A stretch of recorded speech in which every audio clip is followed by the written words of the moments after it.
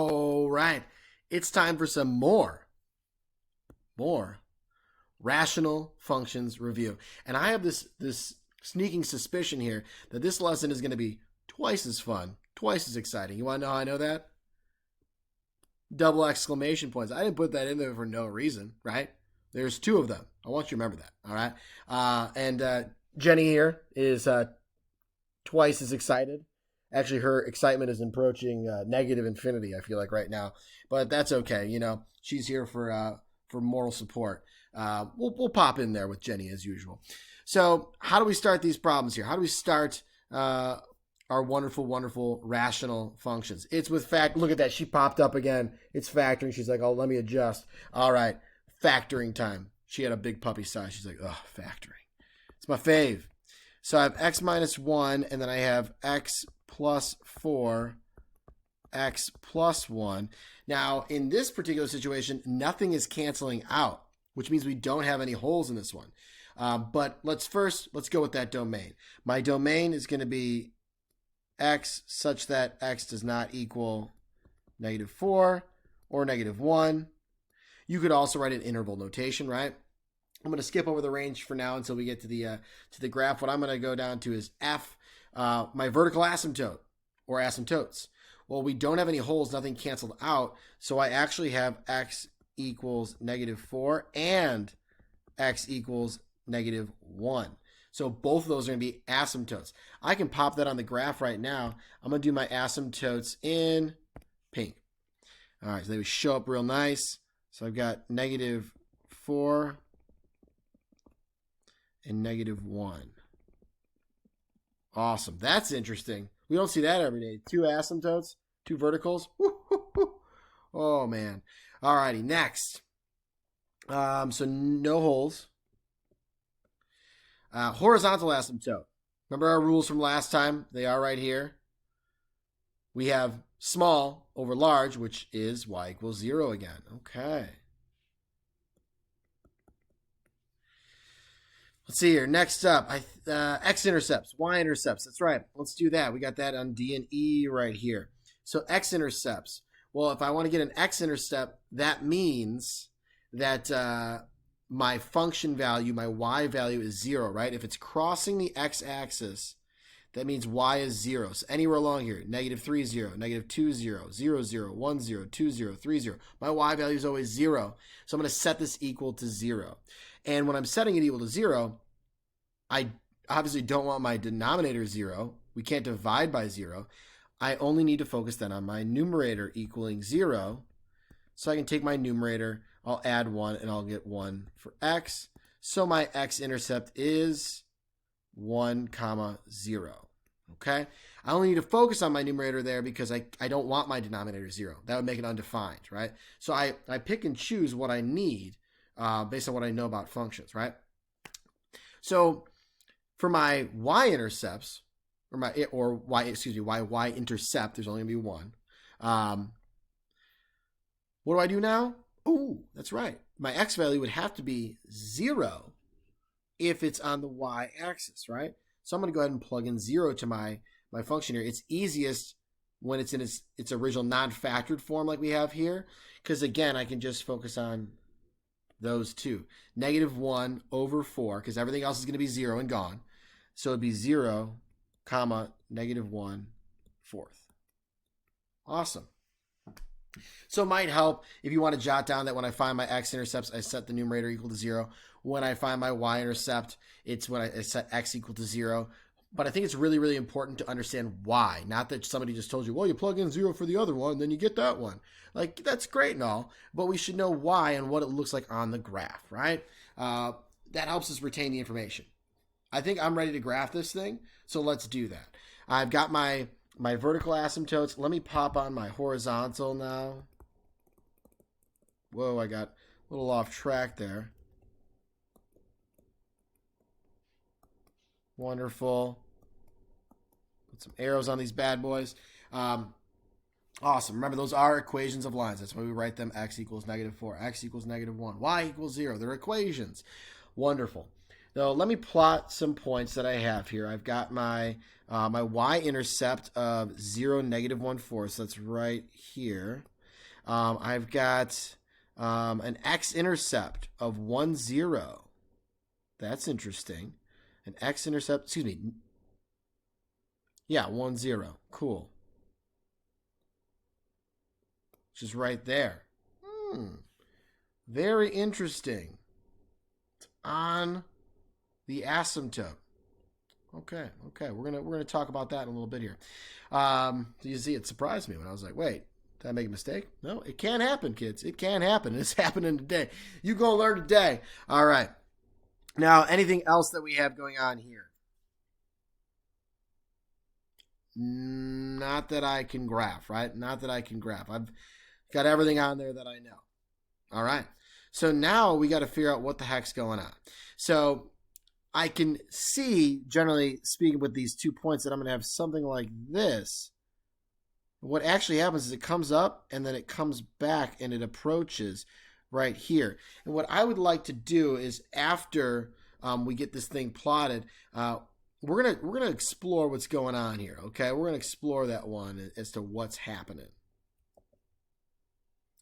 All right, so now what's going on with the rest of the graph here? Well, let's look at this middle section. Okay, that's interesting, right? Well, if I go to each side of the asymptote, so I'm on the left-hand side of this asymptote. So I'm approaching from the right. Let's see here. Approaching from the left. If I go real close to that, to the left of -1 would be like -1.1. So if I were to plug in -1.1 to my function here, and I'm not even really worried about, I'll do these in a different color. I'm not even worried about the actual value, but if I plugged in -1.1 minus 1 over -1.1 plus 4, -1.1 plus 1, I'm going to have a negative in the numerator over, this would be positive, and then this would be negative. So what's my overall signage here? It's going to be positive, which means my graph would be, as it approaches that, would be going to positive infinity. So that's part of that section. Now, if I do this side of my asymptote, right to the right of the -4, I'm going to be plugging in -3.9. And if I do that, I would have a negative, a positive, and a negative. Same situation as over here, right? And it's nice if you can do the math quick. We're not worried about the actual number, just if it's positive or negative. So negative, positive, negative. That would make it positive as well. So what's actually happening here is you're going to have this little kind of a U-looking shape type dealio, okay, where it's going up there.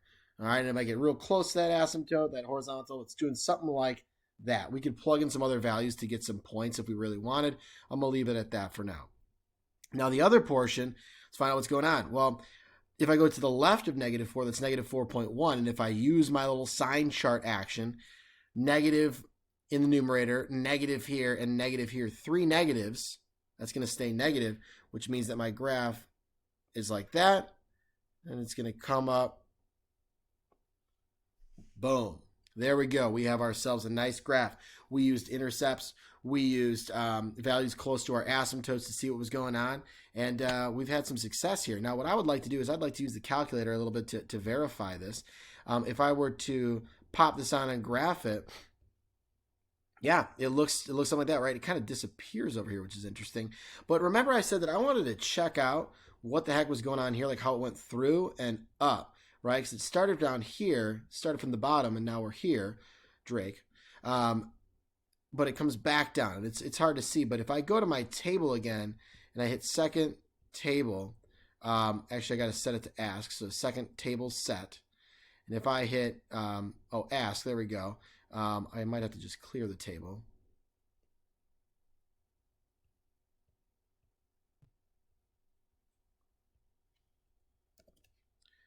There we go. Got it cleared. So if I plug in some values, like let's just say, how about 2?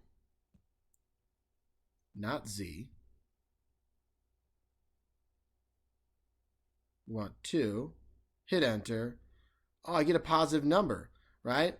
Interesting. So it is above, my x-axis. And let's say I plug in 10, so something a little bigger. Okay, so it's still larger there. What if I go to, let's say, how about 50? Ooh, it got smaller. So it's, and then if I keep going, let's go one more before I make a conclusion here. Even smaller yet, right? So what has happened is it's gone up and then come back. And it may not have happened like is drastically right here, right? We saw that it was still getting a little bigger by 10, but it happens in like kind of like a bump like that, okay? Now, if I check out the values over here on the left-hand side, if I say plug in negative 100, negative 100, what am I going to get? Well, hopefully I would get, see, I got a negative number there, right? It stayed below the asymptote on that side. Cool. And we could go ahead and take a look at what was going on close to our vertical asymptotes as well if we wanted. So let's do that. Let me clear it out again. All right. So I've plugged in the values for you guys here so we save a little time. So this is the scenario right over here as we were trying to figure out what was going on with this portion of the graph, right? Is it going up and approaching positive infinity or going down and approaching negative infinity? And when we did that one, we did that sign chart, we found that it was actually this very scenario right here. We plugged in negative 1.1 and we found that it was negative over positive times a negative, which became positive. And the same holds true here. My numbers are just getting larger and larger and larger. So perhaps as a test question, we could say, given this table of values, what's happening in our graph? What can you conclude about the graph? Well, you could say, well, it appears that there's going to be a vertical asymptote at x equals negative 1, and the graph, as it approaches from the left, is going towards positive infinity. That's a lot to conclude from these numbers, but you can do so, and we can make that connection from the table of values to our actual graph over here and see that connection that's happening, rather than just, oh, I plug this in, boom, I do that, boom. It's nice to have some numbers to work with and see how it's all working out here in a table as well as graphically, right? We want to make those connections in an advanced course such as this. All right, awesome, fantastic. Let's finish out our end behaviors that we were doing. So as x approaches, maybe I'll actually do negative infinity first. I don't know why I did positive last time. Then f of x is approaching 0, right? That's over in this section. And as x, I did that last time. Forgot the s. F of x is once again approaching 0. It just happens to be on top of the asymptote, right? But it's still approaching. It's getting infinitely closer. Now, as they go to the vertical asymptote, so we'll deal with, let's deal with negative 4 first. So as x approaches negative 4 from the left-hand side, we're talking about this section right here. It's going to negative infinity. F of x is approaching negative infinity. Whoa, what was that infinity right there? As x approaches negative 4 from the right, and this is nice notation here. They're going to use that in calculus, so we want to introduce it to you now. But as it approaches from the right, it's going to positive infinity. Then our other asymptote, as x approaches negative 1 from the left, that's where f of x is approaching. Well, as it comes in from the left, we're going on this stretch of the graph. F of x is going once again to positive infinity. And then lastly, as x approaches negative 1 from the right-hand side, f of x is approaching. Well, as it comes in from the right, going to negative infinity. Wonderful, fantastic, excellent. I love it.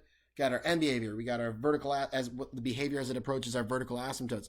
All good things. This is a lot of information here, you guys. A lot of information. And you know what? I just realized we forgot one piece. So I'm going to do it in its own special color. If it will let me select my own color. Here we go. What is our... Ooh. I'm going to go with this one. What is our range? I forgot to say our range. Well, for this particular one, we'd actually need to find a minimum here. My goodness. That might be more than we want to do, but what the heck. Let's do it. Actually, you know what? We're not going to do the range on this one. I just decided. Freebie day for you guys. It would involve a bit more than I think we really want to get into right now. So we will leave it at that. I hope you guys had a fantastic time with this. I know I did. Have a great day. We'll see you in class. Jenny will. Jenny's not allowed there, but there you go. She's snoozing. Jenny. Oh, what up, Jenny? You want to join in on class? Want to do some pre-calc honors? Okay, maybe not. All right, guys. Have a wonderful day. America, freedom, rock and roll. Costco.